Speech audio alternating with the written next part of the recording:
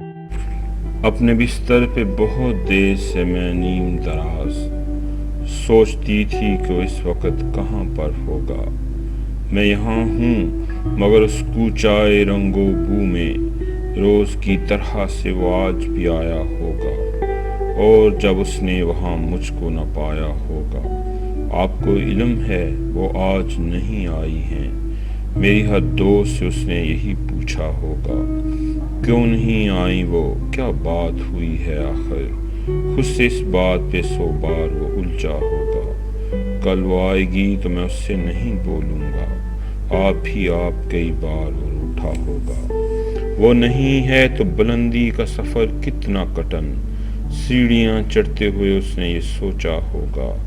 راہداری میں ہر اعلان میں پھولوں کے قریب اس نے ہر سمت مجھے آن کے ڈھونڈا ہوگا۔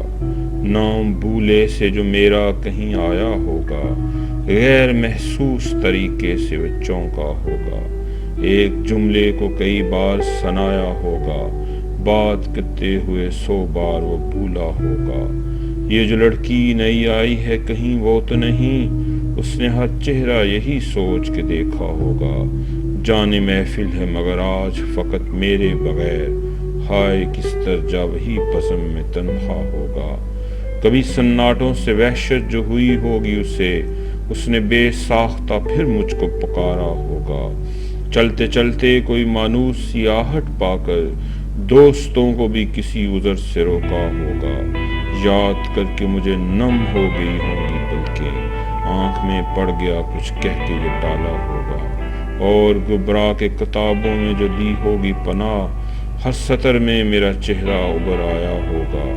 جب ملی ہوگی اسے میری علالت کی خبر، اس نے آہستہ سے دیوار کو تھاما ہوگا، سوچ کر یہ کہ بہل جائے پریشانی دل، یوں ہی بے وجہ کسی شخص کو روکا ہوگا۔ اتفاقاً مجھے اس شام میری دوست ملی۔ میں نے پوچھا کہ سنو آئے تھے وہ، کیسے تھے؟